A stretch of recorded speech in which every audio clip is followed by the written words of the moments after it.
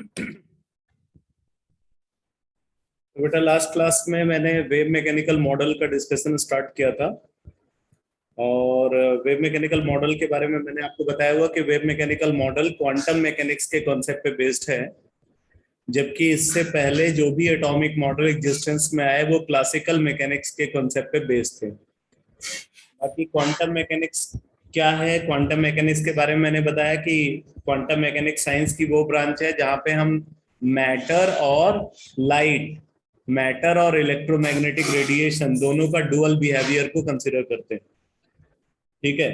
बाकी मैंने आपको बताया हुआ है कि जो क्वांटम मैकेनिक्स है, क्वांटम मैकेनिक्स का सिग्निफिकेंस अगर हम किसी माइक्रोस्कोपिक लेवल पे स्टडी कर रहे हैं तो माइक्रोस्कोपिक लेवल पे अगर स्टडी होगी तो वहां पे क्वांटम मैकेनिक्स के रिजल्ट जो है वो ज्यादा रेलिवेंट दिखते हैं। लेकिन अगर हम मैक्रोस्कोपिक एनालिसिस करते हैं तो मैक्रोस्कोपिक एनालिसिस में जो क्लासिकल मैकेनिक्स के रिजल्ट्स हैं वो ज्यादा रेलिवेंट दिखते हैं। ठीक है। तो इस बेसिस पे ये बोला जा सकता है कि क्लासिकल मैकेनिक्स और क्वांटम मैकेनिक्स दोनों की हमें जरूरत है, डिपेंड करता है कि हम किस कॉन्टेक्स्ट में बात कर रहे हैं। मैंने आपको बताया हुआ है कि जो क्वांटम मैकेनिक्स है, क्वांटम मैकेनिक्स को श्रोडिंगर और हाइजेनबर्ग ने मिल करके इंडिपेंडेंटली जो है उसको डेवलप किया। एनसीईआरटी में देखोगे तो 1926 में क्वांटम मैकेनिक्स को इन्होंने इंट्रोड्यूस किया और फिर उसी क्वांटम मैकेनिक्स के बेसिस पे इन्होंने जो लेटेस्ट एटॉमिक मॉडल है वेव मैकेनिकल मॉडल उसको इंट्रोड्यूस किया। तो अब बात आती है श्रोडिंगर वेव इक्वेशन की। पहले मैं श्रोडिंगर वेव इक्वेशन को डिस्कस कर रहा हूं। श्रोडिंगर वेव इक्वेशन को डिस्कस करने के बाद फिर मैं आपको जो वेव मैकेनिकल मॉडल के इंपॉर्टेंट फीचर्स हैं वो बताऊंगा।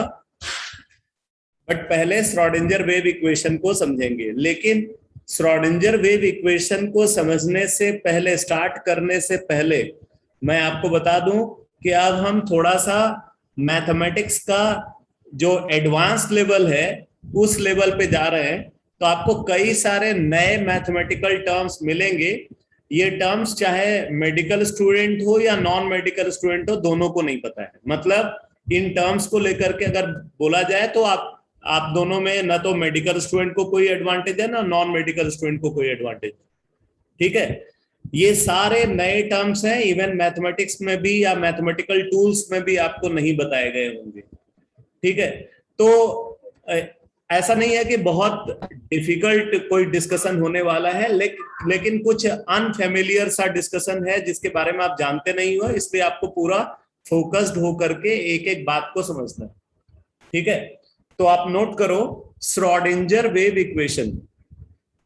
Schrodinger wave equation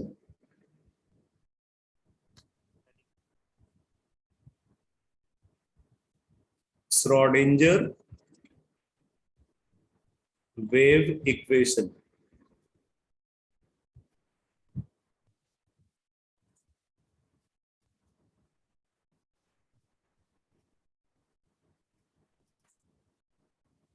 Schrodinger wave equation इसके बारे में लिखो। It is a mathematical expression. It is a mathematical expression. It is a mathematical expression which defines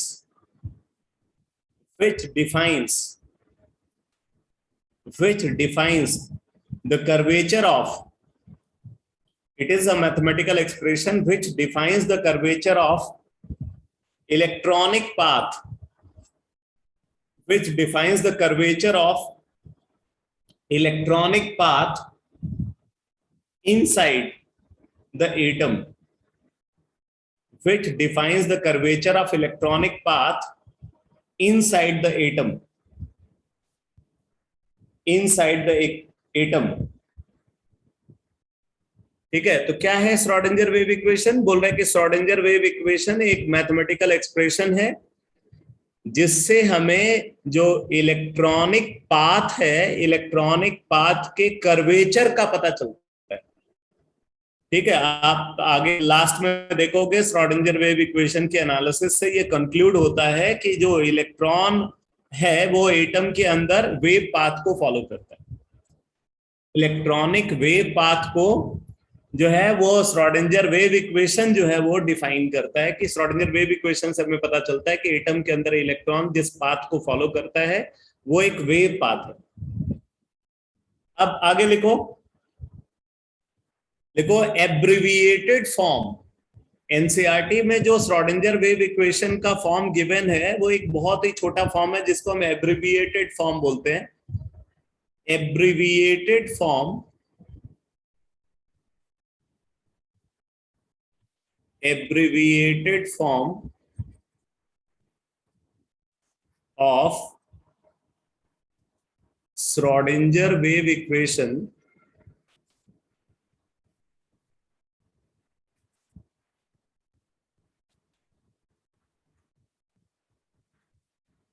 abbreviated form of Schrodinger wave equation is, Schrodinger wave equation का जो abbreviated form है, अगर हम इसको कंसीडर करें तो ये है abbreviated form, H psi is equal to E psi।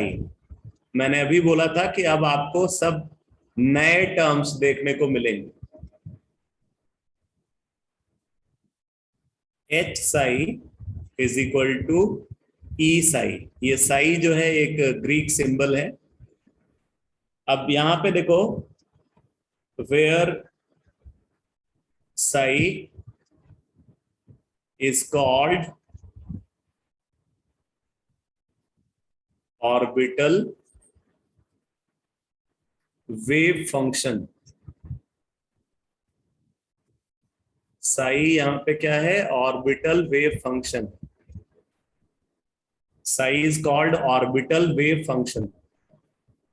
ठीक है, इसको इस तरीके से प्रोनाउंस करते हैं,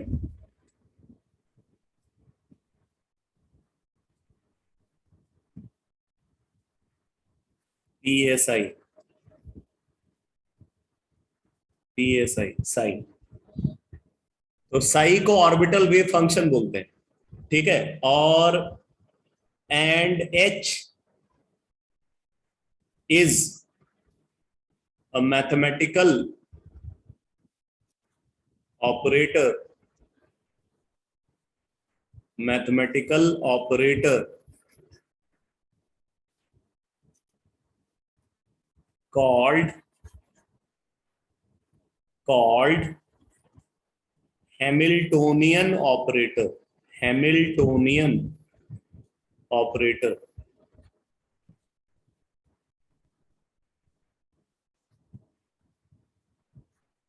जैसे मैथमेटिक्स में आप लॉग को कंसिडर करते हो, लॉगरिथमिक ऑपरेटर को कंसिडर करते हो, एक्सपोनेंशियल ऑपरेटर को कंसिडर करते हो, ठीक है, ट्रिग्नोमेट्रिक ऑपरेटर को कंसिडर करते हो, sine cosine tangent cot cotangent, ये सब जो है ये सब ट्रिग्नोमेट्रिक ऑपरेटर है। उसी तरीके से अब यहाँ पे एक नया मैथमेटिकल ऑपरेटर इंट्रोड्यूस किया जा रहा है जिसको हैमिल्टोनियन ऑपरेटर। तो H यहाँ पे क्या बोला जाता है, H बोला जाता है हैमिल्टोनियन ऑपरेटर। ठीक है, H is called Hamiltonian operator. और E क्या है, E is another mathematical operator, another mathematical operator called total energy operator।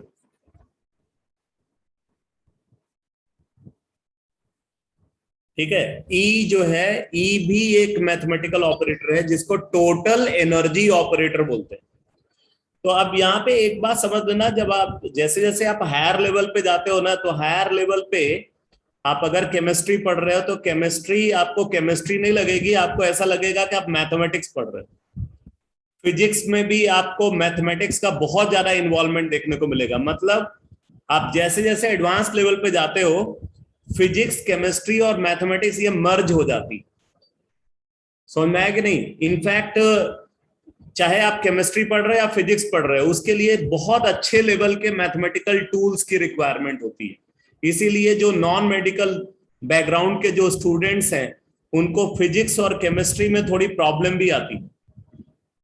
ठीक है, तो मैथमेटिक्स की बहुत ज्यादा जरूरत पड़ती है जैसे जैसे हम एडवांस लेवल पे स्टडी करते हैं। तो ये जो इक्वेशन आप देख रहे हो, इसी इक्वेशन को श्रोडिंगर वेव इक्वेशन बोलते हैं। लेकिन ये श्रोडिंगर वेव इक्वेशन का कौन सा फॉर्म है? एब्रिविएटेड फॉर्म, मतलब छोटा फॉर्म, कंडेंस्ड फॉर्म भी आप बोल सकते हो। ये श्रोडिंगर वेव इक्वेशन का कंडेंस्ड फॉर्म है, छोटा फॉर्म है। इसी इक्वेशन को जब हम थोड़ा सा मतलब जब और डिस्क्राइब करते हैं और डिटेल में जब जाते हैं, तो ये इक्वेशन बहुत बड़ी इक्वेशन बन जाती है।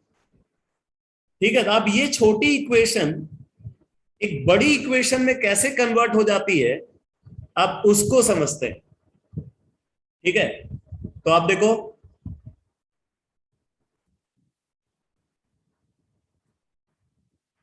अब देखो यहां पे बात आती है, जो हैमिल्टोनियन ऑपरेटर है, where H is equal to T plus V,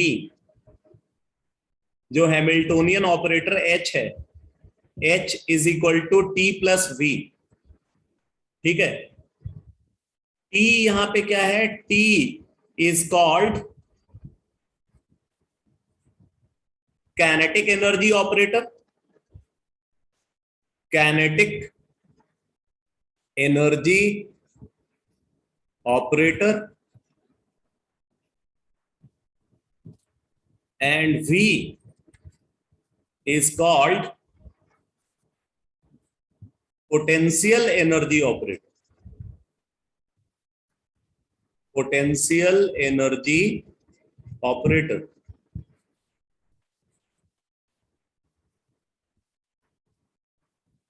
ठीक है, H यानी कि हैमिल्टोनियन ऑपरेटर। हैमिल्टोनियन ऑपरेटर क्या होता है? Kinetic energy operator plus potential energy operator. Therefore, Schrodinger wave equation, Schrodinger wave equation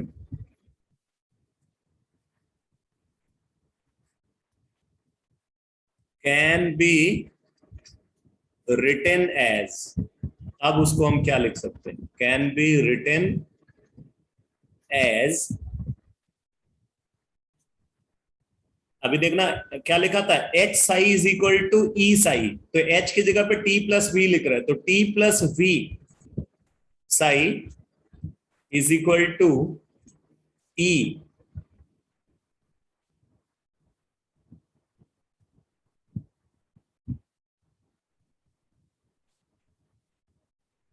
ये लिख सकते हैं, T plus V psi is equal to E psi. Clear है? Yes sir. Yes sir. Yes sir. ठीक है, अब देखो,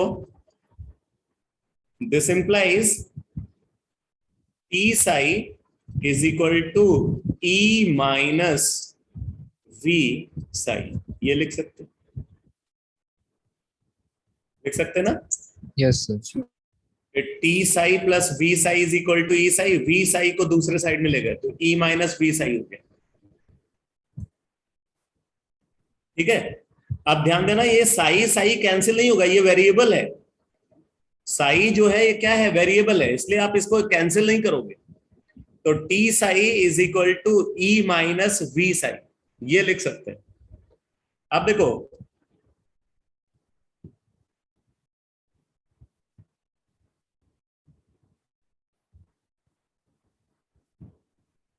where T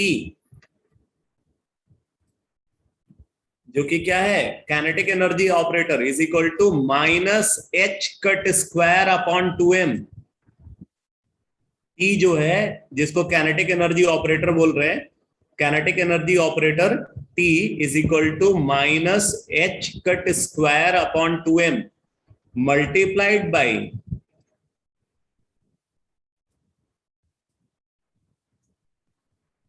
डेल स्क्वायर। ये डेल स्क्वायर जो है, डेल स्क्वायर को लाप्लासियन ऑपरेटर बोलते हैं। अब देखो सब नए नए टर्म्स आ रहे हैं। Del square is called Laplacian operator.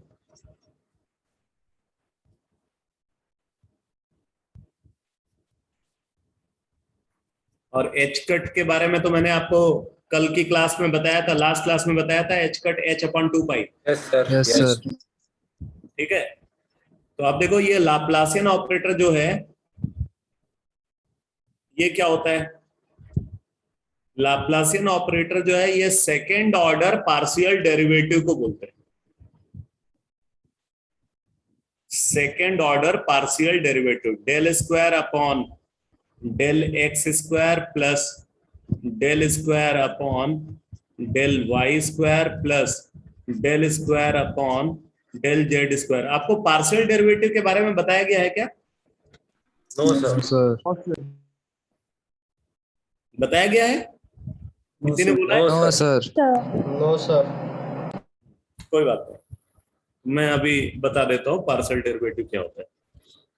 पहले एक बार ये लिख लें, फिर अभी मैं पार्शियल डेरिवेटिव और नॉर्मल डेरिवेटिव का जो डिफरेंस है वो बता देता हूँ। तो ये है लाप्लासियन ऑपरेटर, जो कि सेकेंड ऑर्डर पार्शियल डेरिवेटिव होता है। सेकेंड ऑर्डर डेरिवेटिव के बारे में तो आपने पढ़ा होगा। Yes sir. तो ये सेकेंड ऑर्डर पार्शियल डेरिवेटिव है।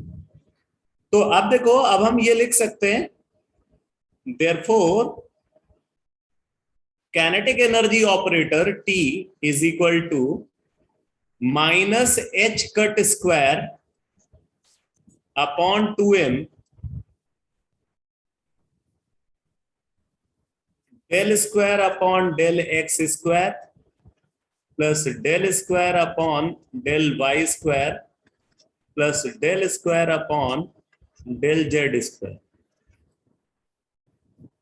ये आप लिख सकते हो, यानी कि आप इसको ये लिख सकते हो, एच कट एच अपॉन 2 पाई है, तो आप इसको ये भी लिख सकते हो माइनस एच स्क्वायर अपॉन 2 पाई का स्क्वायर तो 4 पाई स्क्वायर इंटू एम, तो 8 pi square M, H minus H square upon 8 pi square M multiplied by del square upon del X square plus del square upon del Y square plus del square upon del Z square.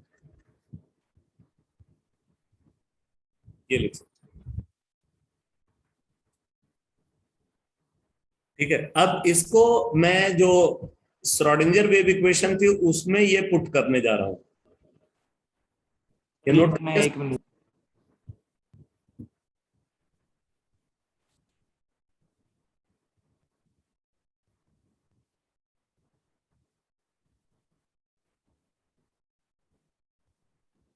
Sir नहीं,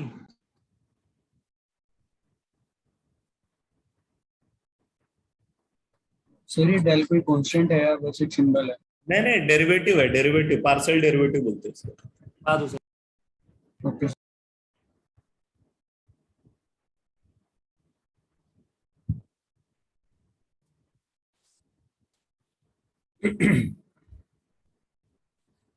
तो अब देखो t की जगह पे ये पूरा हम पुट करेंगे, तो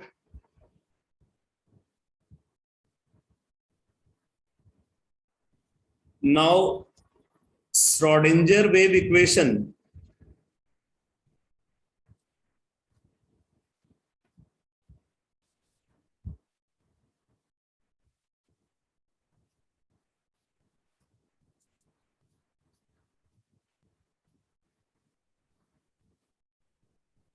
becomes, t की जगह पे ये पूरा पुट कर रहे हैं, तो क्या आ जाएगा, minus H square upon 8 pi square M T psi multiplied by del square psi upon del X square plus del square psi upon del Y square plus del square psi upon del Z square, ये T psi की जगह पे अब ये लिख दिया, is equal to E minus V psi. ठीक है, Yes, sir. Yes, sir. अब ये जो टर्म है, ये वाला टर्म, इसको राइट हैंड साइड में ले जाते हैं, तो this implies del square psi upon del X square plus del square psi upon del Y square plus del square psi upon del Z square is equal to minus 8 pi square M upon H square E minus V psi. लिख सकते हैं ऐसा? Yes, sir. ठीक है, Yes, sir. यानी कि हम इसको ये लिख सकते हैं, del square psi upon del X square plus del square psi upon del Y square plus del square psi upon del Z square, इसको इधर ले आए तो plus 8 pi square M upon H square E minus V psi is equal to 0। ये जो equation मैंने लिखी है, यही equation expanded form of Schrodinger wave equation.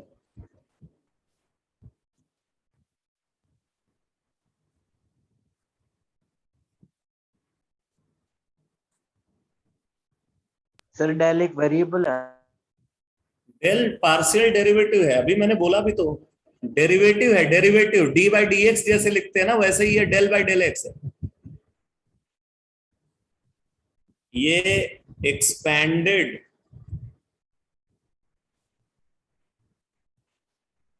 Form of Schrodinger wave equation.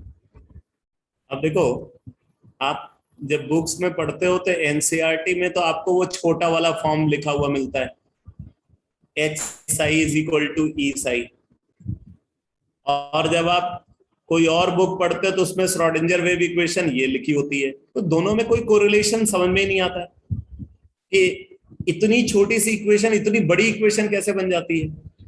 इसके लिए मैंने आपको ये पूरा जो डेरिवेशन प्रोसेस है, वो सारी बात मैंने आपको बता दी कि कैसे हम एब्रिविएटेड फॉर्म से एक्सपैंडेड फॉर्म तक पहुंचते हैं। ये क्लियर हो गया सबको? Yes, sir. Yes, sir. Yes sir. Sir लिखना है।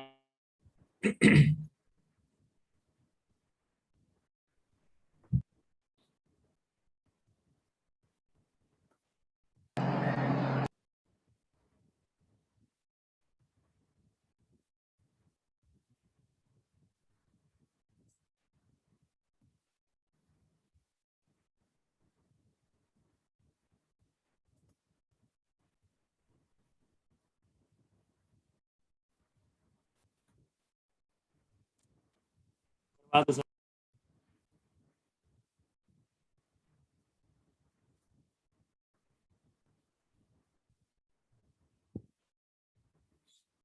अच्छा, अब देखो, इसको आप चाहो तो ऐसे भी लिख सकते थे, डेल स्क्वायर साई, ठीक है, डेल स्क्वायर साई प्लस, मतलब ये Laplacian operator into psi, plus 8 pi square M upon H square into E minus V psi is equal to 0। थोड़ा छोटा करके अगर आप इसको लिखना चाहते हो, ये बीच का फॉर्म है, तो आप ये भी लिख सकते हो।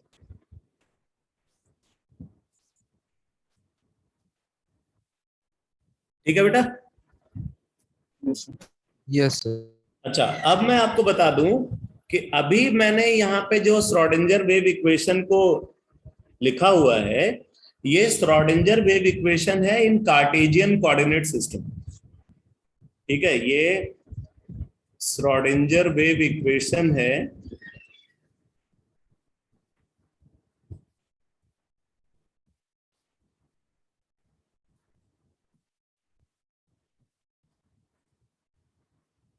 Wave equation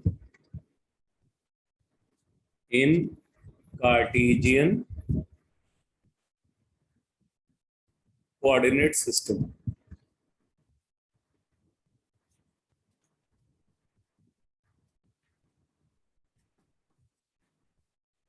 Cartesian coordinate system का मतलब एक्स वाई जेड के टर्म्स में। अगर 3 डायमेंशनली हम कंसिडर करें तो एक्स वाई जेड ये वेरिएबल्स कंसिडर किए जाते हैं। अगर हम कोऑर्डिनेट सिस्टम की बात करें तो 2 टाइप के कोऑर्डिनेट सिस्टम कंसिडर किए जाते हैं। एक कार्टेशियन कोऑर्डिनेट सिस्टम है, दूसरा पोलर कोऑर्डिनेट सिस्टम है। ठीक है, जो कोऑर्डिनेट सिस्टम है ये 2 टाइप के होते हैं, कार्टेशियन कोऑर्डिनेट सिस्टम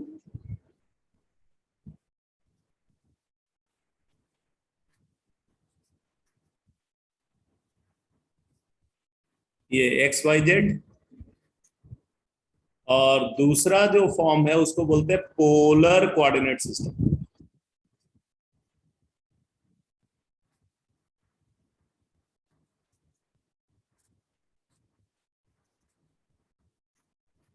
जो पोलर कोऑर्डिनेट सिस्टम होता है, पोलर कोऑर्डिनेट सिस्टम में भी फर्दर 2 क्लासिफिकेशन है। ठीक है, पोलर कोऑर्डिनेट सिस्टम में भी फर्दर 2 क्लासिफिकेशन है। कौन कौन से? Number 1 spherical coordinate system. Spherical coordinate system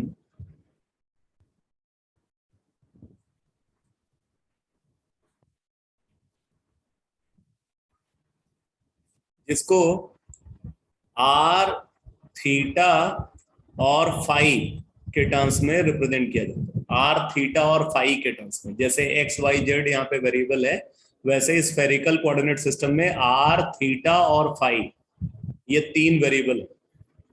इसी तरीके से एक और क्लासिफिकेशन इसका जिसको बोलते हैं cylindrical coordinate system. Cylindrical coordinate system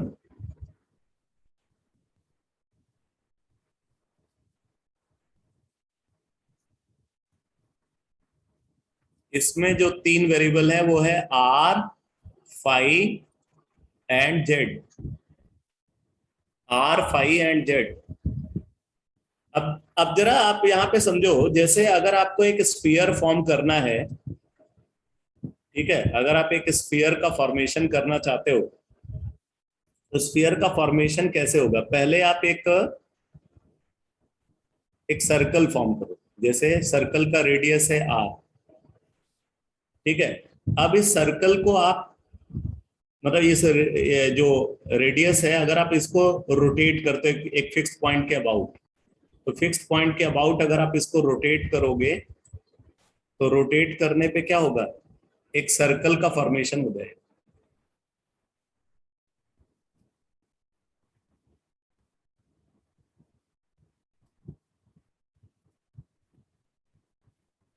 ये मान लो अगर सेंटर है, अब इसको हम जो है मतलब ये इसको रोटेट कर रहे हैं। ठीक है, इसको इसके अबाउट रोटेट करेंगे तो ये जो एंगल है इस प्लेन में, इसी एंगल को हम क्या बोल रहे हैं? इसी को बोल रहे हैं थीटा। ये थीटा है बेटा। तो आर को अगर हम थीटा से रोटेट करते हैं, थीटा के करस्पॉन्डिंग अगर रोटेट करते हैं तो उससे क्या फॉर्म होता है? उससे सर्कल का फॉर्मेशन होता है। ये बात समझ में आ रही है सबको? Yes, sir. So, ठीक है, अब इसके बाद क्या है, जब जैसे ये सर्कल बन गया, अब इस सर्कल को अगर आप जो है रिवॉल्व कर दो, अगर आप इस सर्कल को रिवॉल्व करोगे, ठीक है, तो सर्कल को रिवॉल्व करने पे क्या बनता है? स्फीयर बन जाता है। समझ में आ रहा है कि नहीं? Yes, sir. Yes, sir. तो आप देखो, जो सर्कल को हम जिस एंगल से रिवॉल्व कर रहे हैं वो एंगल क्या है? क्या है वो है फाई। वो एंगल क्या है? फाई। ठीक है, तो अगर आपको सर्कल बनाना है तो उसके लिए दो वेरिएबल है, क्या? R and theta. लेकिन जब आपको स्फीयर बनाना है तो आपको तीसरा वेरिएबल भी इंक्लूड करना पड़ता है। आर थीटा के साथ क्या इंक्लूड करना पड़ता है? फाई इंक्लूड करना पड़ता है। आ रहा है समझ में? Yes, sir.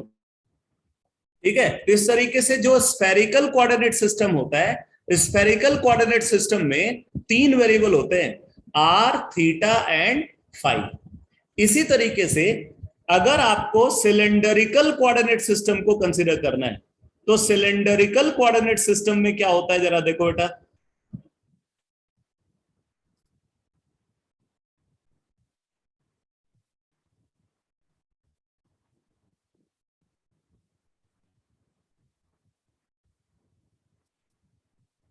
जैसे देखो, ये आर है, आर को हम रोटेट कर रहे हैं बाय एंगल फाई। इससे क्या बन गया? सिलेंडर का बेस बन गया। सिलेंडर का बेस कैसा होगा? सर्कुलर होगा ना। Yes, sir. तो आर और फाई से उसका बेस बन गया। अब उसके बाद इसमें ये आ जाता है जेड। ठीक है, अब जेड को हम कंसीडर करते हैं तो इससे सिलेंडर को हाइट मिलती है। क्लियर है? इसका मतलब कि अगर आप सिलेंडर फॉर्मेशन करो तो सिलेंडर फॉर्मेशन के लिए आपको कौन से तीन वेरिएबल चाहिए? आर, फाई एंड जेड चाहिए। तो कुछ आइडिया लग रहा है? Polar Yes, sir. तो जो कार्टेशियन कोऑर्डिनेट सिस्टम होता है, कार्टेशियन कोऑर्डिनेट सिस्टम में तो तीन वेरिएबल होते हैं, एक्स, वाई एंड जेड। जबकि स्फेरिकल कोऑर्डिनेट सिस्टम में R, theta and phi, and cylindrical coordinate system में आर, फाई एंड जेड। ध्यान देना, श्रोडिंगर वेव इक्वेशन की जो एक्चुअल एनालिसिस होती है, मैंने बोला था कि जो वेव मैकेनिकल मॉडल है, वेव मैकेनिकल मॉडल का हम लोग सिर्फ सिंप्लीफाइड फॉर्म अभी पढ़ेंगे। क्यों पढ़ेंगे? वजह क्लियर है, क्योंकि हमें अभी ढंग से कार्टेशियन कोऑर्डिनेट सिस्टम का भी पता नहीं।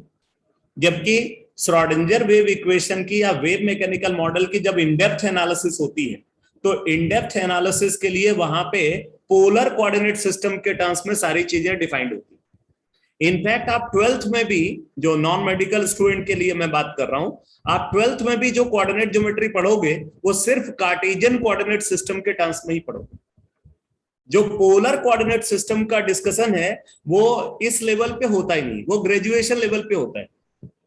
तो नेचुरल सी बात है कि जब तक आपको पोलर कोऑर्डिनेट सिस्टम का आइडिया नहीं होगा, आप जो है ये जो वेव मैकेनिकल मॉडल है उसकी आप इन डेप्थ स्टडी कर ही नहीं सकते। इसलिए हमारे सामने अभी कुछ लिमिटेशन है, कुछ मैथमेटिकल लिमिटेशन है। तो उन लिमिटेशन की वजह से हम पूरा डेप्थ अभी अचीव कर ही नहीं सकते वेव मैकेनिकल मॉडल का। बात समझ में आ रही है? Yes, sir. Yes, sir. Yes, sir.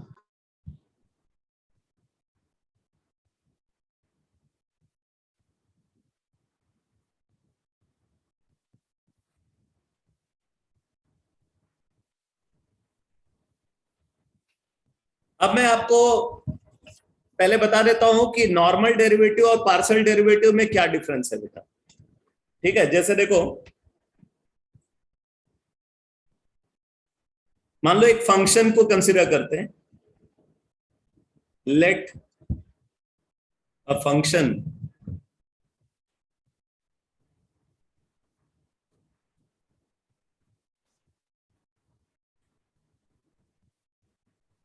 मान लो फंक्शन है p।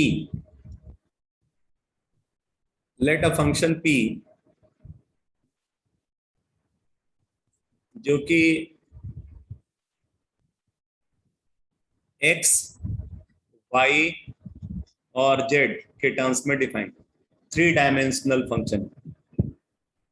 ठीक है, ट्रिपल वेरिएबल फंक्शन, ठीक है, सिंगल वेरिएबल फंक्शन नहीं है, ट्रिपल वेरिएबल फंक्शन। अब हम बोल रहे हैं कि जो p है, p क्या है, तो बोल रहे हैं कि p है 2x² y, ठीक है, 2x² y plus 3xz, 2x² y plus 3xz plus 3x³ plus 3x³, ठीक है। मान लो हमने प्लस 4, मान लो ये फंक्शन है। अब इस फंक्शन के ऊपर हम एक बार नॉर्मल डेरिवेटिव को अप्लाई करेंगे और एक बार पार्शियल डेरिवेटिव को अप्लाई करेंगे, फिर देखना रिजल्ट में क्या डिफरेंस आएगा। मान लो इसको हम वेरिएबल x के रेस्पेक्ट में डिफरेंशिएट कर रहे हैं, इसको डिफरेंशिएट कर रहा है with respect two variable x, dp/dx। तो अब जब हम इसको x वेरिएबल के रेस्पेक्ट में डिफरेंशिएट करेंगे, तो जब नॉर्मल डेरिवेटिव यूज किया जाता है, तो नॉर्मल डेरिवेटिव यूज करने के केस में हम इन तीनों को वेरिएबल की तरह ट्रीट करेंगे।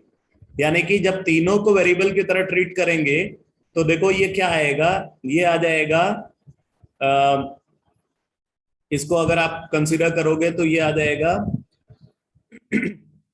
4x dy/dx, इसका डेरिवेटिव बेटा, ये समझ में आ रहा है कैसे मैंने लिखा? Yes, sir. Yes, sir. 4x dy/dx plus, अब इसको देखो, इसको क्या लिखेंगे, 3ds. 3 dz/dx,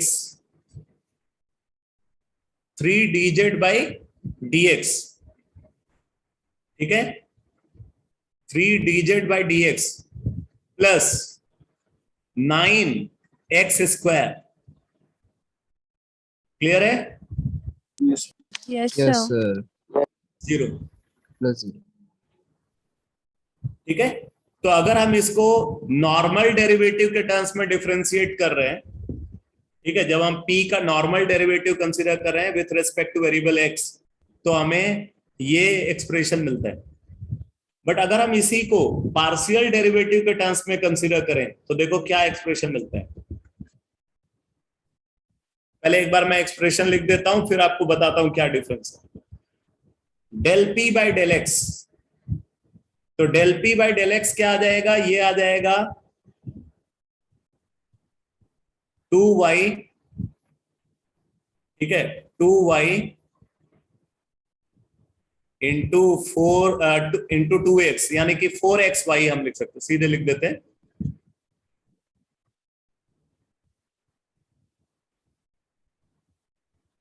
four X Y plus 3z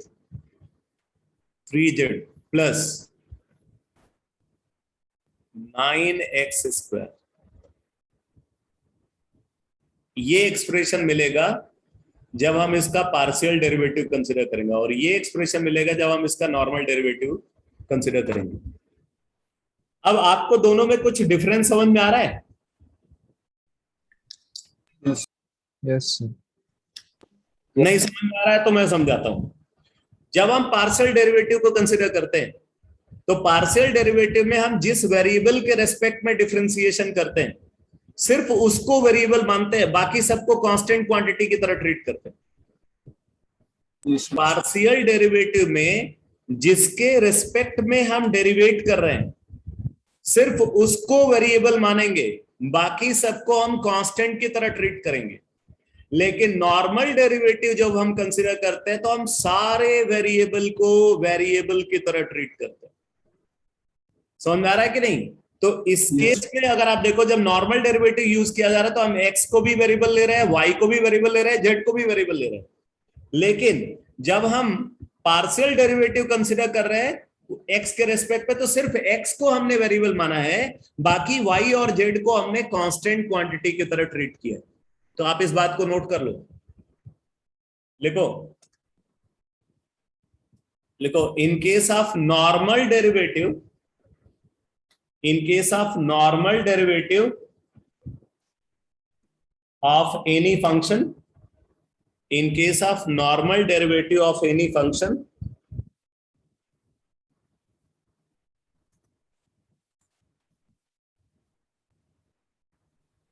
all variables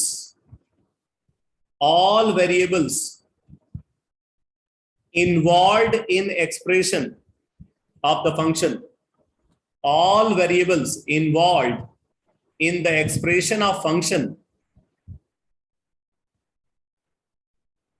all variables involved in the expression of function, in the expression of function are considered as variable, considered as variable, considered as variable.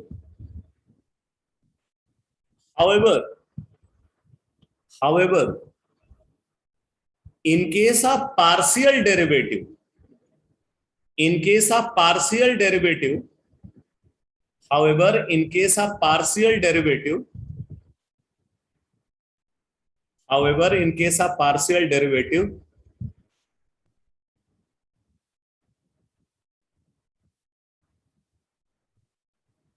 however, in case of partial derivative, only that variable, only that variable, only that variable is considered with respect to which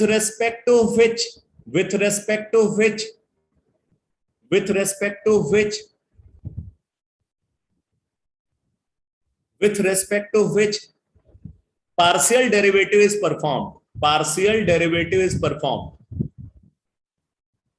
partial derivative is performed with respect to partial derivative performed. Yogesh mic को mute करो. With respect to which partial derivative is performed. ठीक है, तो जरा आप यहां पे dp by dz, ठीक है, और del p by del z का एक्सप्रेशन बताओ. dp बाई dz और del p by del z का एक्सप्रेशन बताओ.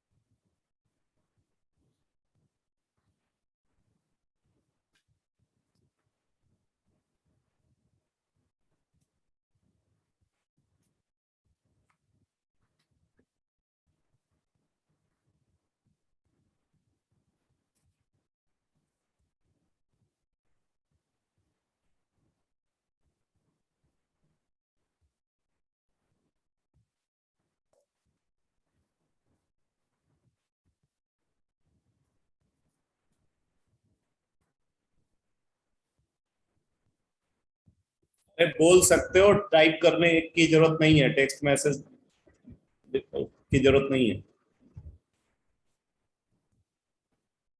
dp by dz 2x square y plus 3x फिर से बोलो 2x square y plus 3x plus 3x cube ना नहीं 3x आ जाएगा इसका आंसर। गलत है, अक्सर गलत तो कांस्टेंट। गलत है भाई, गलत। Sir 2x square 2dx square by Rohan ने लिखा हुआ है 2, क्या लिखा हुआ है?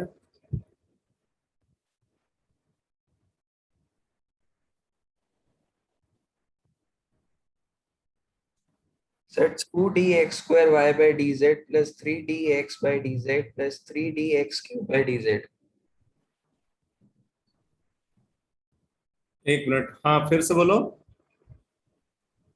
2dx square y by dz plus 3dx by dz मैं लिखता plus जा 3d एक बार फिर से बोलो। 2 dx square by y, sorry, 2dx square y by dz x square y by D Z plus 3dx by dz plus 3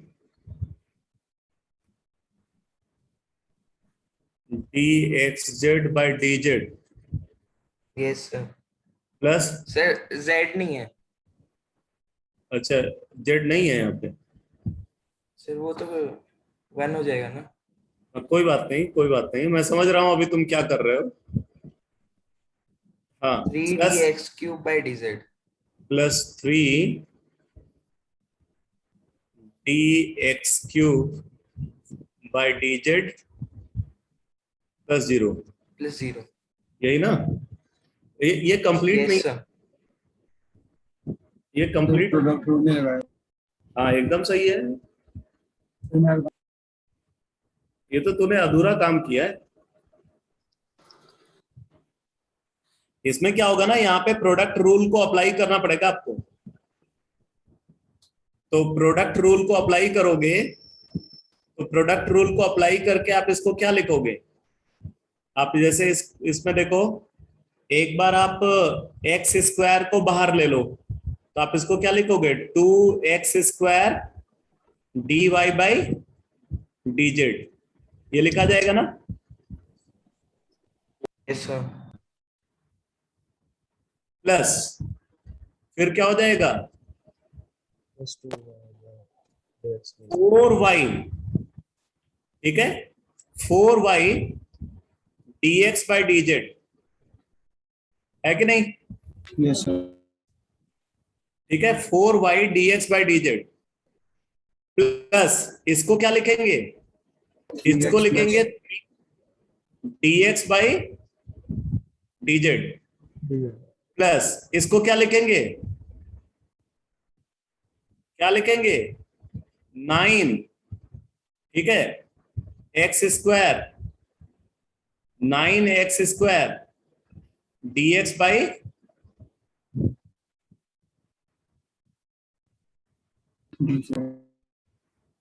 ये लिखेंगे 9x, No sir.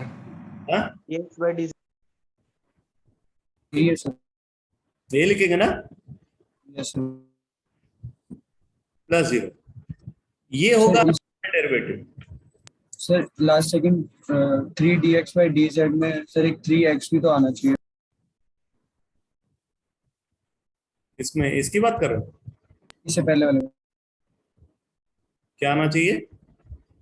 Sir जब प्रोडक्ट रूल लगाएंगे तो dxz by dz होगा x plus dx by dz। अच्छा हाँ सही बोल रहे हो, एक टर्म वो भी आएगा। Yes sir 3x।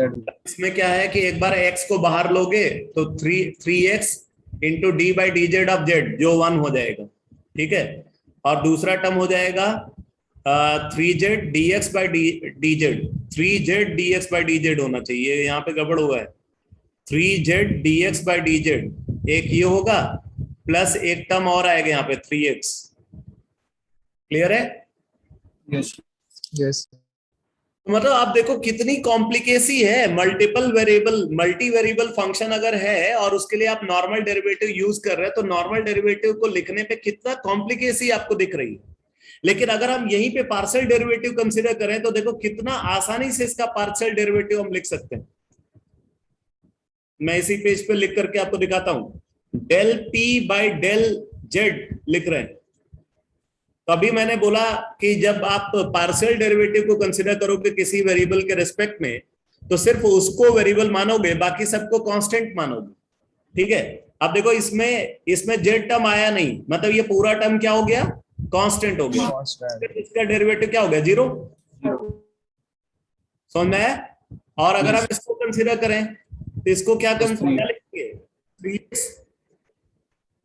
Plus 3x, और इसको हम क्या कंसीडर करेंगे, कांस्टेंट 0, ये कांस्टेंट 0, यानी कि del P by del Z क्या आया, सिंपली 3x। आई बात समझ में? तो ये डिफरेंस है पार्शियल डेरिवेटिव और नॉर्मल डेरिवेटिव के बीच में। उम्मीद करता हूं आपको समझ में आ गया होगा। आ गया समझ में सबको? Yes, sir. Yes, sir.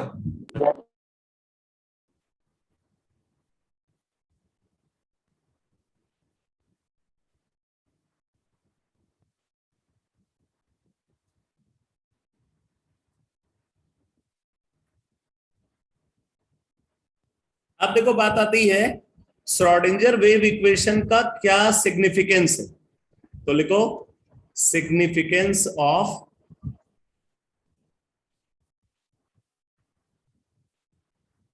Schrodinger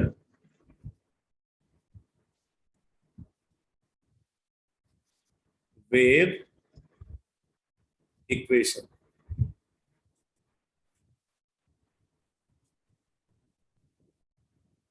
significance of Schrodinger wave equation. तो मैंने आपको पहले ही बताया कि जो श्रोडिंगर वेव इक्वेशन है, श्रोडिंगर वेव इक्वेशन जो है वो इलेक्ट्रॉनिक पाथ का कर्वेचर को बताता है। इलेक्ट्रॉनिक पाथ का कर्वेचर को बताता है। अब ये इलेक्ट्रॉनिक पाथ का कर्वेचर को कैसे डिस्क्राइब करता है श्रोडिंगर वेव इक्वेशन, उसको समझने के लिए हमें फिर से एक और मैथमेटिक्स का कंसेप्ट को रिकॉल करना पड़ेगा, जिसको आपको बताया गया होगा मैथमेटिकल टूल्स में। जब फिजिक्स में मैथमेटिकल टूल्स डिस्कस किया गया होगा तो वहां पे आपको इसके बारे में बताया गया होगा। ठीक है, जैसे अगर आपको किसी भी फंक्शन की मैक्सिमम वैल्यू या फंक्शन की मिनिमम वैल्यू डिटरमाइन करनी होती है, मैक्सिमम मिनिमम, हाँ, तो उसके लिए आप क्या करते हो, आप उस फंक्शन का पहले डेरिवेटिव निकालते हैं। पहले फर्स्ट डेरिवेटिव निकालते हो। फर्स्ट डेरिवेटिव निकाल करके उसको 0 पुट करते हो। 0 पुट करके आप सॉल्व करते हो तो कुछ वेरिएबल की वैल्यूज आ जाती हैं। ठीक है, फिर आप क्या करते हो, उसका सेकेंड डेरिवेटिव निकालते हो और उस सेकेंड डेरिवेटिव में उन वेरिएबल की वैल्यूज को 1 बाय 1 आप पुट करते हो, और उन वैल्यूज को पुट करके आप देखते हो सेकेंड डेरिवेटिव वैल्यू पॉजिटिव आ रही है या नेगेटिव आ रही है कि नहीं? Yes, sir. तो अगर सेकेंड डेरिवेटिव वैल्यू पॉजिटिव आ रही है, इसका मतलब क्या है, उस वैल्यू के करस्पॉन्डिंग मिनिमा मिलेगा। Yes, sir. और अगर सेकेंड डेरिवेटिव वैल्यू नेगेटिव आती है, इसका मतलब उस वेरिएबल के करस्पॉन्डिंग Maximum. मैक्सिमा मिलेगा। ठीक है, तो अब जैसे मान लो कि हमने एक फंक्शन को कंसीडर किया,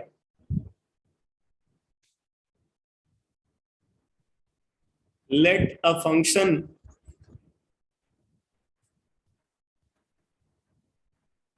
f is equal to X cube plus 3x square, ठीक है, प्लस 6।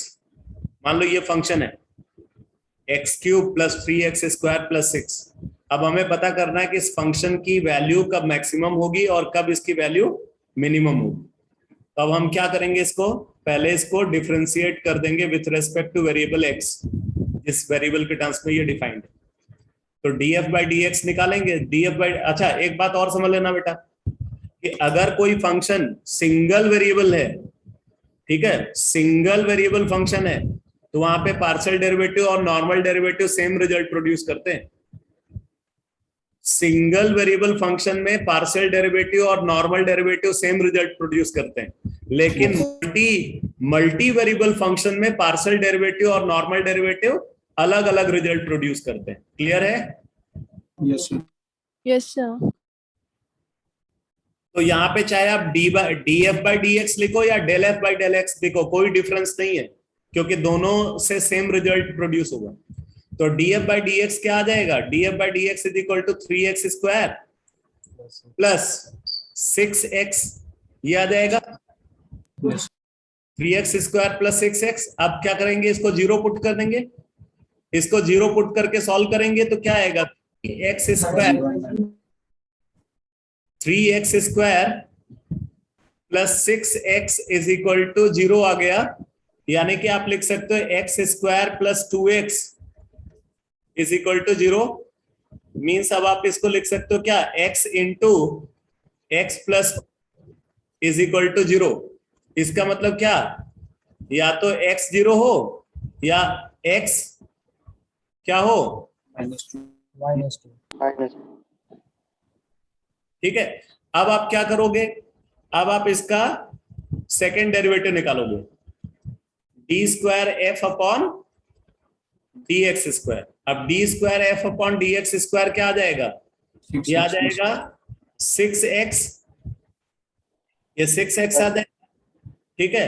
अब यहाँ पे आप ये वैल्यूज को पुट करोगे, D square F upon D at x is equal to 0 is equal to क्या आ गया? 0। हाँ, क्या बोल रहे हैं? डबल डेरिवेटिव 6x प्लस 6 6 आएगा। प्लस 6, हाँ सही है, सही है। 6x प्लस 6 आ रहा है, तो अगर आप इसको पुट करोगे तो ये आ जाएगा 6। 0 पुट करोगे तो ये क्या आ रहा है? 6। 6 का मतलब क्या है? ये पॉजिटिव वैल्यू है, तो पॉजिटिव वैल्यू है तो इसका मतलब x इज इक्वल टू 0 पे क्या मिलेगा? मिनिमा। Yes Yes, sir. इसी तरीके से अगर आप d square F upon d x square at x is equal to -2 निकालोगे तो x इज इक्वल टू -2 पे ये क्या आएगा बेटा? -12 प्लस 6, -6 आ रहा है। -6 का मतलब नेगेटिव आ रहा है, मैक्सिमम नेगेटिव आ रहा है, तो इस पे क्या मिलेगा? मैक्सिमम मिलेगा। ठीक है। तो इस फंक्शन की मैक्सिमम वैल्यू कब मिलेगी? At x is equal to -2। और मिनिमम वैल्यू कब मिलेगी? At x is equal to 0। आ गया समझ में? Yes, sir.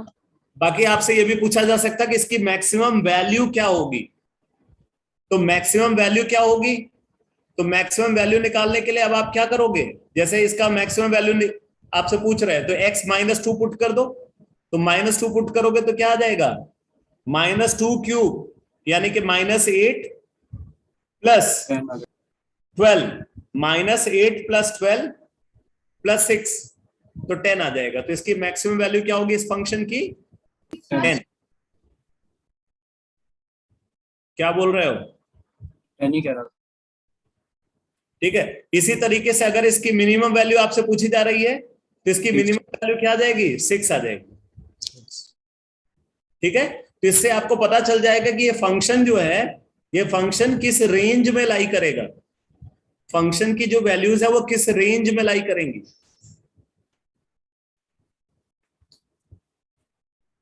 ये सारी बात सबको समझ में आ रही है? Yes sir. Yes, sir. Yes.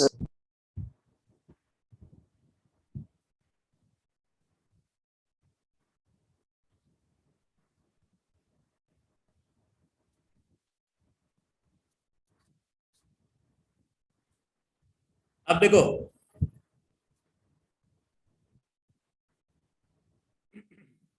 उसने जरा देखो इनकी कलाकारी देखो भाई, इन्होंने क्रॉस कर रखा है और इनका उस पे जो है लिख करके आ रहा है नो, मतलब इनको कुछ नहीं समझ में आ रहा है। क्यों भाई? सारन साहब, यस सर। बहुत कलाकार हो तुम। अब नो का यस हो गया है।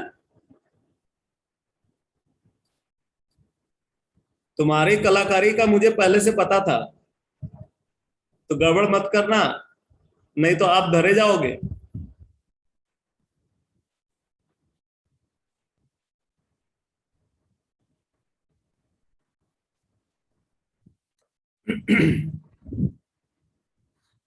अच्छा, अब देखो, अगर हम श्रोडिंगर वेव इक्वेशन को कंसीडर करें फॉर सिंगल वेरिएबल फंक्शन, लिखना जरा, देखो, if psi is a single variable function, if psi is a single variable function,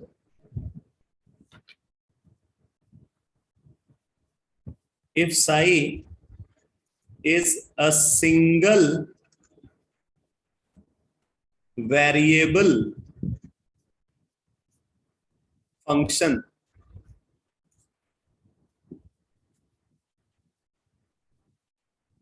then Schrodinger wave equation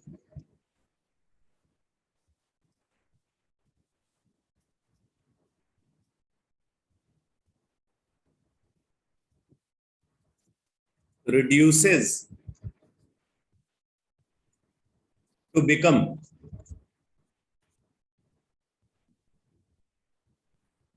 Schrodinger wave equation reduces to become, मान लो कि psi जो है वो फंक्शन ऑफ x, psi क्या है, psi is the function of variable x, तो अब Schrodinger wave equation क्या हो जाएगी, D square psi upon d x square, बाकी जो y और z वाले टर्म्स होंगे ना वो खत्म हो जाएंगे, तो d square psi upon d x square plus 8 pi square m upon h square e minus V psi is equal to 0। ये श्रोडिंगर वेव इक्वेशन मिलेगी बेटा, क्लियर है सबको? यस। ठीक है, इसका मतलब अगर आप देखो तो फिर आप ये लिख सकते हो, this implies d square psi upon d x square is equal to minus 8 pi square m upon h square e minus V Sai.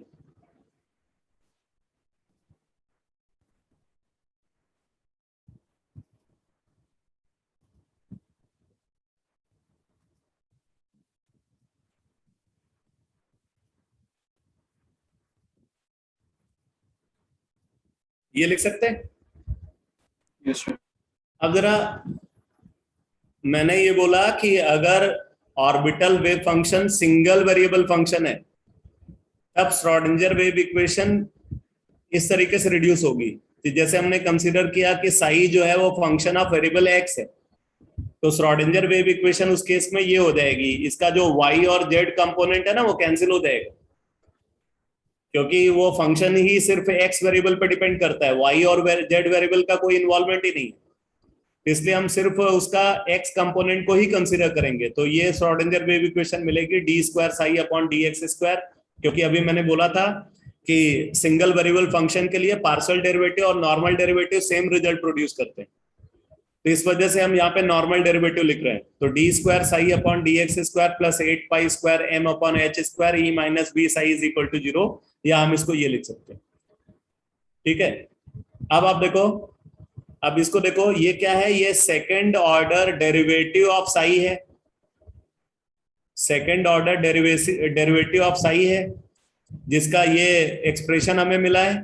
अब इस एक्सप्रेशन को देखो, ये एक्सप्रेशन वैल्यू पॉजिटिव है या नेगेटिव है, ये हमें यहाँ पे डिसाइड करना पड़ेगा, ये पूरा एक्सप्रेशन पॉजिटिव है या नेगेटिव है, ये हमें डिटरमाइन करना पड़ेगा।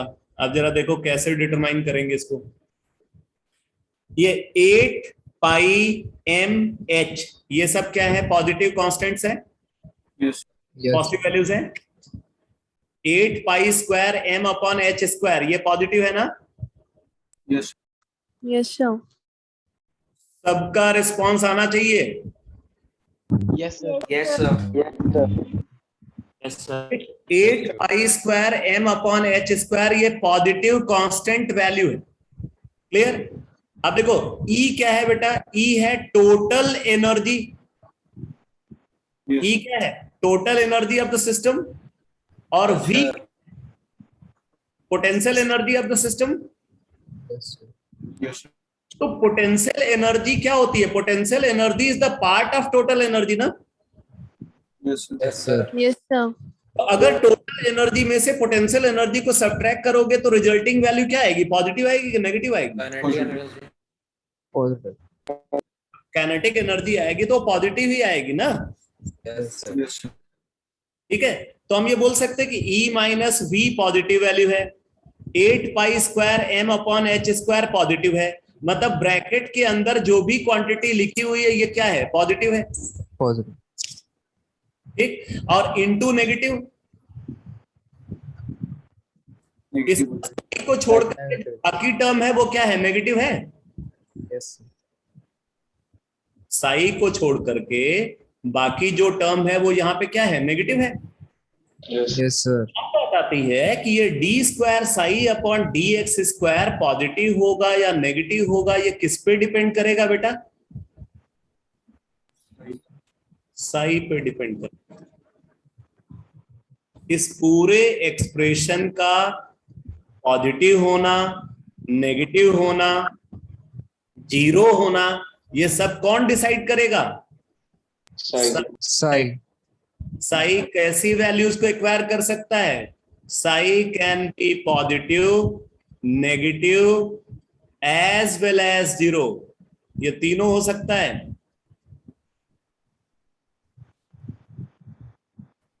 ठीक है, जो ऑर्बिटल वेव फंक्शन है, ऑर्बिटल वेव फंक्शन पॉजिटिव भी हो सकता है, नेगेटिव भी हो सकता है और जीरो भी हो सकता है।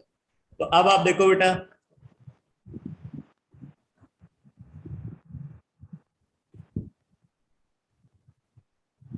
देखो if psi is positive then d square psi upon d x square क्या होगा बेटा, Maximum. नेगेटिव होगा ना। Yes, sir. ठीक है, if psi is positive then d square psi upon d x square is negative, तो जब ये नेगेटिव होगा तो क्या मिलेगा, मैक्सिमा मिलेगा। Maximum. लिखो यहाँ पे, under such condition, under such condition maxima is obtained, under such condition maxima is obtained, under such condition maxima is obtained, Sir, इसका mic on.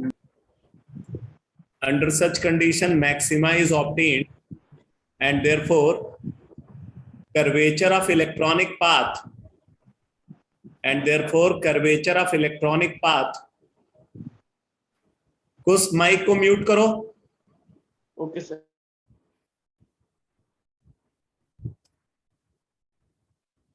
Under such condition maxima is obtained, it means curvature of electronic path, it means curvature of electronic path should be positive, should be positive। अभी last में मैं पूरा curve बना करके दिखाता हूं, पहले एक पार्ट बाय पार्ट समझ लो इसको।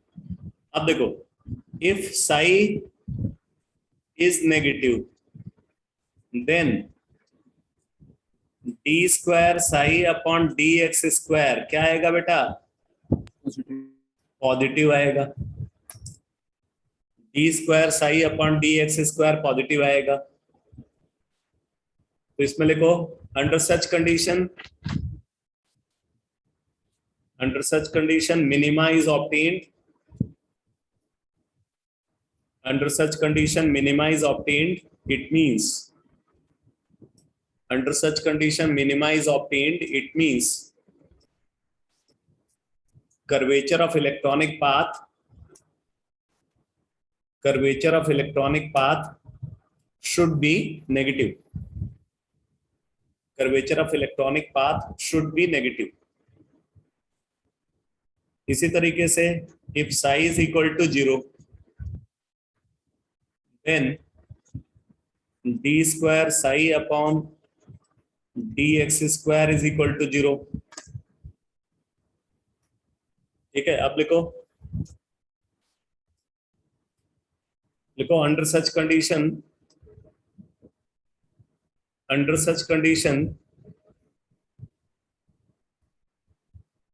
mean value is obtained. Mean value is obtained. Mean value is obtained मतलब जो कर्वेचर है वो कहां से पास करेगा उस पर्टिकुलर सिचुएशन में, मीन पाथ, जो मीन पाथ होगा वहां से पास करेगा। ठीक है, तो अब आप यहां पे देख सकते हो बेटा, अगर हम इन तीनों को एक साथ कंसीडर करें तो कौन सा पाथ है जो इसको डिफाइन करता है। देखो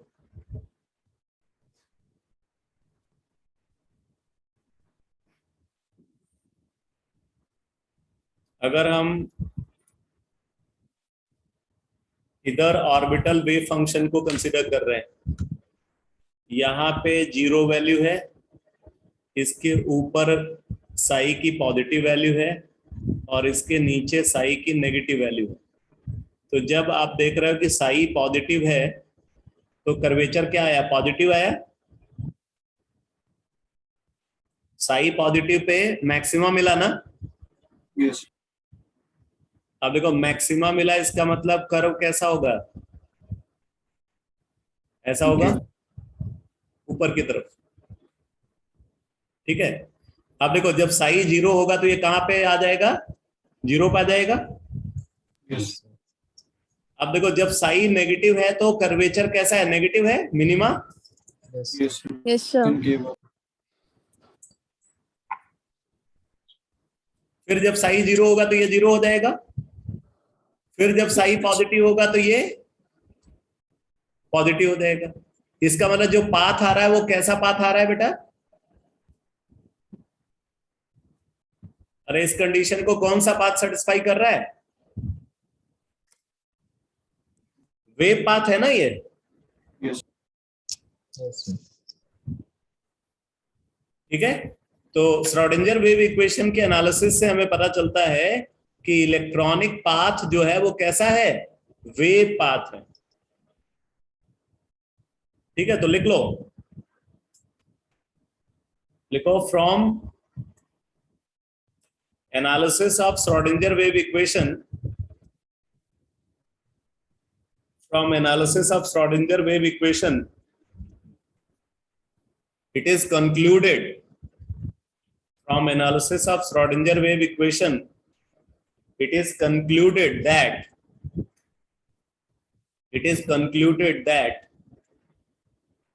in an atom electron follows a wave path. Electron follows a wave path. Electron follows a wave path.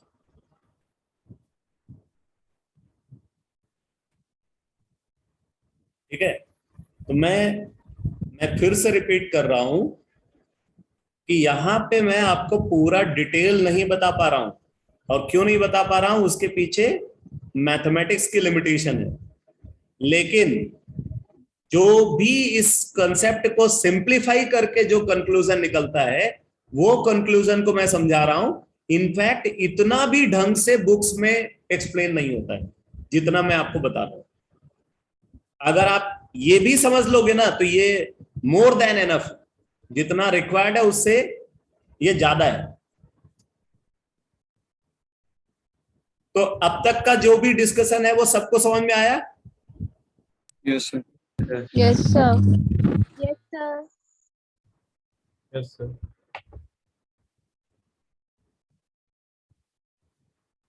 अब आप नोट करो characteristic of wave mechanical model.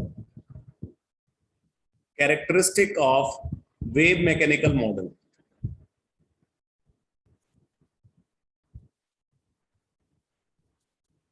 Characteristic of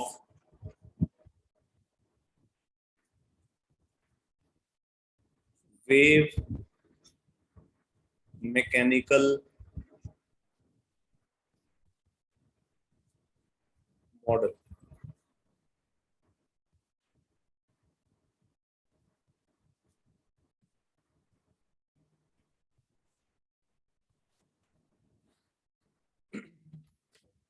अब जरा आप एनसीईआरटी निकालो।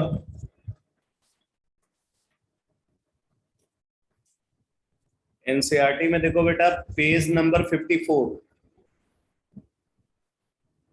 पेज नंबर 54 पे गिवन है important features of the quantum mechanical model of atom. ठीक है, इसी को मैं डिस्कस करने जा रहा हूं। Important features of the quantum mechanical model of atom. अब देखो इसमें क्या बोल रहे हैं, बोले quantum mechanical model of atom is the picture of the structure of the atom which emerges from the application of the Schrodinger equation to atoms। क्योंकि Schrodinger equation की बात हुई, पेज नंबर 54, क्योंकि यहाँ पे Schrodinger equation की बात हुई इसलिए मैंने पहले आपको Schrodinger equation के बारे में बता दिया। क्लियर है? Yes, sir. The quantum mechanical model of atom is the picture of the structure of the atom which emerges from the application of the Schrodinger equation to atoms. The following are the important features of the quantum mechanical model of atom. Number 1, the energy of electron in atoms is quantized. अब ये बात Bohr's atomic model में भी बोली गई है कि नहीं? Yes, sir. Yes, sir. Yes. Atomic model में तो यही बोला गया था कि इलेक्ट्रॉन की एनर्जी एटम के अंदर क्वांटाइज्ड होती है, ये भी वही बात बोल रहे हैं। The energy of electrons in atoms is quantized, that is can only have certain specific values. वहां भी सर्टेन स्पेसिफिक वैल्यूज की बात की गई थी। जैसे फर्स्ट स्टेशनरी स्टेट में इलेक्ट्रॉन की एनर्जी हाइड्रोजन एटम में -13.6 इलेक्ट्रॉन वोल्ट होगी, सेकेंड स्टेशनरी स्टेट में -3.4 इलेक्ट्रॉन वोल्ट होगी। तो वही बात इधर भी बोली जा रही है। The energy of electrons in atoms is quantized, that is can only have certain specific values. For example, when electrons are bound to the nucleus in atoms. इधर आप फर्स्ट पॉइंट लिख लो, characteristic of wave mechanical model में लिख लो, देखो the energy of electron, first point, the energy of electron in an atom, the energy of electron in an atom is quantized. The energy of electron in an atom is quantized.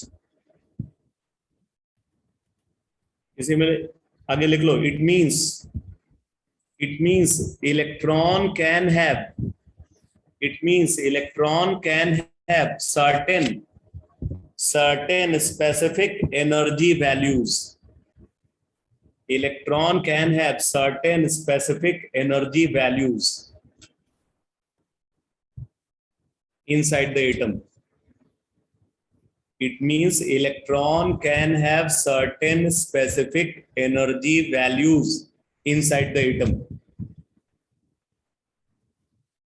ठीक है, तो ये तो हो गया first point. अब जरा second point देखो, बोल रहे थे existence of quantized electronic energy. अब यहाँ पे बता रहा है कि वो क्वांटाइज्ड इलेक्ट्रॉनिक एनर्जी क्यों होती है उसके बारे में। The existence of quantized electronic energy levels is a direct result of the wave like properties of electrons and are allowed solutions of Schrodinger wave equation।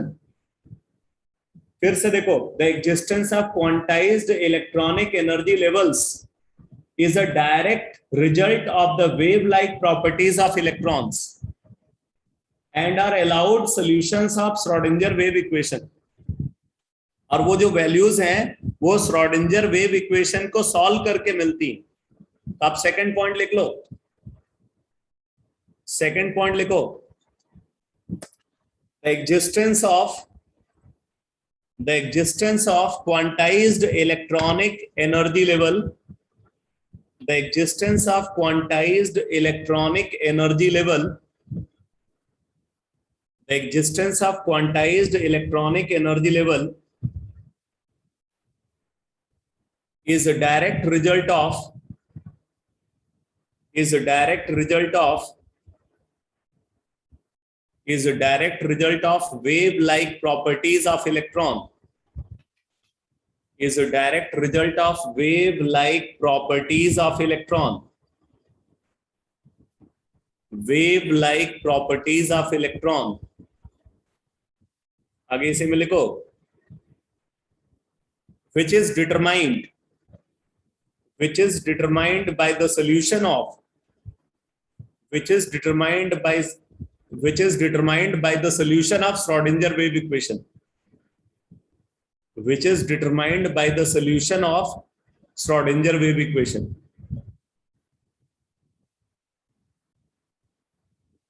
Which is determined by solution of Schrodinger wave equation. ठीक है, तो बोल रहे हैं वो जो quantized electronic energy value है वो श्रोडिंगर वेव इक्वेशन को सॉल्व करके डिटरमाइन की जाती है. अब वो सॉल्यूशन कैसे करते हैं वो सब इस लेवल से आगे की चीज है. अब जरा तीसरा पॉइंट देखो, थर्ड पॉइंट बोले both the exact position and exact velocity of an electron in an atom cannot be determined simultaneously. ये स्टेटमेंट कहां से आ गया? हाइजेनबर्ग्स uncertainty. Yes, sir. Both the exact position and exact velocity of an electron in an atom cannot be determined simultaneously. The path of an electron in an atom,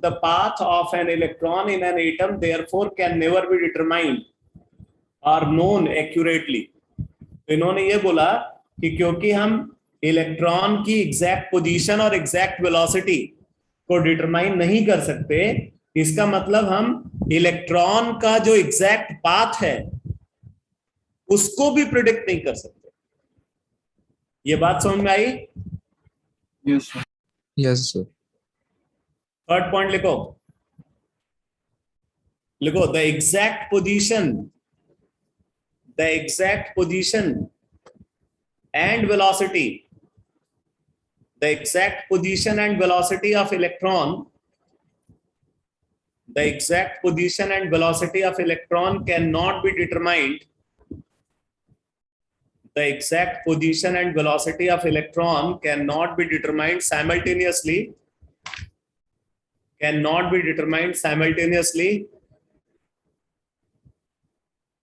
with high degree of accuracy. It means in an atom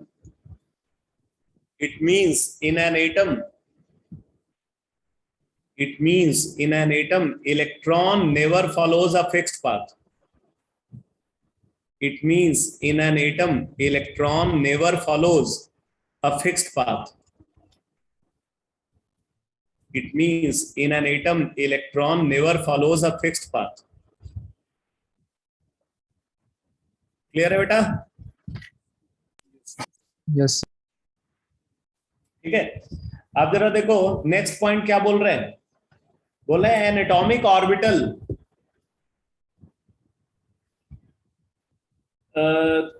कुछ बातें और लिखी हुई हैं, जरा इसको भी आगे पढ़ लेते हैं. थर्ड पॉइंट में बोले the path of an electron in an atom therefore can never be determined और known accurately. That is why as you shall see later on, one talks of only probability of finding the electron at different points in an atom. अब आप देखोगे तो जैसे अब तक हम लोग ऑर्बिट की बात करते थे, रदरफोर्ड एटॉमिक मॉडल में, बोहर एटॉमिक मॉडल में उसी ऑर्बिट को स्टेशनरी स्टेट बोल दिया गया. अब यहाँ पे जो वेव मैकेनिकल मॉडल है, वेव मैकेनिकल मॉडल में कोई सर्कुलर ऑर्बिट की बात नहीं होगी, क्योंकि इलेक्ट्रॉन का जो पाथ है वो फिक्स तो है ही नहीं. जब इलेक्ट्रॉनिक पाथ फिक्स नहीं है तो हम एक फिक्स्ड सर्कुलर ऑर्बिट की बात नहीं कर सकते. बल्कि यहाँ पे बोलते हैं कि ऑर्बिट जैसी कोई चीज एटम के अंदर एग्जिस्ट ही नहीं करती, बल्कि एटम के अंदर एक और टर्म एग्जिस्ट करता है जिसको ऑर्बिटल बोलते हैं. ठीक है, ऑर्बिटल टर्म को डिफाइन किया जाता है. और ऑर्बिटल को कैसे डिफाइन करते हैं? बोलते हैं कि ऑर्बिटल जो है किसी भी एटम के अंदर न्यूक्लियस के सराउंडिंग में प्रेजेंट एक स्पेस है। ऑर्बिटल क्या है? एटम के अंदर न्यूक्लियस के सराउंडिंग में प्रेजेंट एक स्पेस है जिसमें इलेक्ट्रॉन के मिलने की प्रोबेबिलिटी, ठीक है, जिसके अंदर इलेक्ट्रॉन के मिलने की जो टोटल प्रोबेबिलिटी होती है वो 90 to 95% होती है। क्या है ऑर्बिटल? समझ में आ रहा है? Yes sir. ऑर्बिटल की अगर आप डिफिनीशन को कंसीडर करें, अभी मैं खैर लिखवा भी दूंगा, तो ऑर्बिटल की डिफिनीशन क्या होती है? बोलते हैं कि the 3 dimensional space present in surrounding of the nucleus where probability of finding electron is maximum, where probability of finding electron is maximum, that is 90 to 95%। ठीक है, अब सोचो कि वहां पे बोल रहे हैं कि इलेक्ट्रॉन के मिलने की प्रोबेबिलिटी 90 to 95% है। इसका मतलब वहां पे इलेक्ट्रॉन के नहीं मिलने की प्रोबेबिलिटी क्या है? 5 to 10% है। Yes sir. Yes, sir. इसका मतलब कि वो एक सर्टेन वॉल्यूम ऑफ स्पेस नहीं है, एक फिक्स्ड वॉल्यूम ऑफ स्पेस नहीं है, क्योंकि फिक्स्ड वॉल्यूम ऑफ स्पेस तो वो तब होता ना जब उसके अंदर इलेक्ट्रॉन के मिलने की प्रोबेबिलिटी 100% होती। Yes sir. ठीक है, तो इस तरीके से ऑर्बिटल को डिफाइन किया जाता है। तो फोर्थ पॉइंट के बारे में मैं आपको अब नेक्स्ट क्लास में बताऊंगा। ठीक है, फोर्थ पॉइंट ऑनवर्ड्स जो डिस्कशन है इसको नेक्स्ट क्लास में डिस्कस करेंगे, मतलब वेडनेसडे की क्लास में। और मैं नेक्स्ट क्लास में आपको एक इंपॉर्टेंट कॉन्सेप्ट के बारे में बताऊंगा जिसको रेडियल प्रोबेबिलिटी डिस्ट्रीब्यूशन कर्व बोलते हैं, जिसपे बहुत ज्यादा क्वेश्चन कॉम्पिटिटिव एग्जाम में पूछे जाते हैं। और आगे जो कल की क्लास में, मतलब जो नेक्स्ट क्लास में जो डिस्कशन होगा वो कॉम्पिटिटिव एग्जाम के पॉइंट ऑफ व्यू से भी बहुत इंपॉर्टेंट पार्ट है। ठीक है, जिससे इधर रिसेंट ईयर्स में हर एग्जाम में, चाहे वो मेडिकल एग्जाम हो या नॉन मेडिकल एग्जाम हो, हर जगह क्वेश्चन पूछे गए। तो काफी इंपॉर्टेंट डिस्कशन है। और मैं ये भी बता दूं बेटा, ये वेव मैकेनिकल मॉडल का जो मैं डिस्कशन कर रहा हूं ना, ये ऐसा कॉन्सेप्ट है जो नॉर्मली स्टूडेंट्स को क्लियर नहीं होता है, कहीं भी पढ़ रहा हो बच्चा। ये एक ऐसा कॉन्सेप्ट है जो लोगों को ढंग से समझ में नहीं आता। लोग इतना डरते हैं इस कॉन्सेप्ट से कि यहाँ पे इवन टीचर भी इस कॉन्सेप्ट को पढ़ाने में कंफर्टेबल फील नहीं करते। तो मैं समझता हूं कि आपको ऐसी फीलिंग नहीं आ रही होगी। मैं सही समझ रहा हूं? Yes, sir. Yes, sir. ठीक है, तो अब बाकी जो डिस्कशन है वेव मैकेनिकल मॉडल का उसको नेक्स्ट क्लास में करेंगे। ओके बेटा? सर ऑर्गेनिक क्लास का बता। ऑर्गेनिक क्लास एक तो आपकी सैटरडे होगी, ठीक है, और एक क्लास जो है, अच्छा कल आपने शेड्यूल दिया था तो मुझे ये लग रहा है कि आपका संडे काफी हेक्टिक हो रहा है, मुझे लग रहा है। Yes. Yes, sir. तो अगर संडे की बजाय आपकी वो क्लास जो है मैं फ्राइडे रख लूं तो क्या है? चलेगा सर। Yes, sir. चलेगा। यस। फ्राइडे मुझे लग भी रहा है फ्राइडे आप ज्यादा कंफर्टेबल लग रहे हो, संडे आपका बहुत हेक्टिक हो जा रहा है। Yes sir.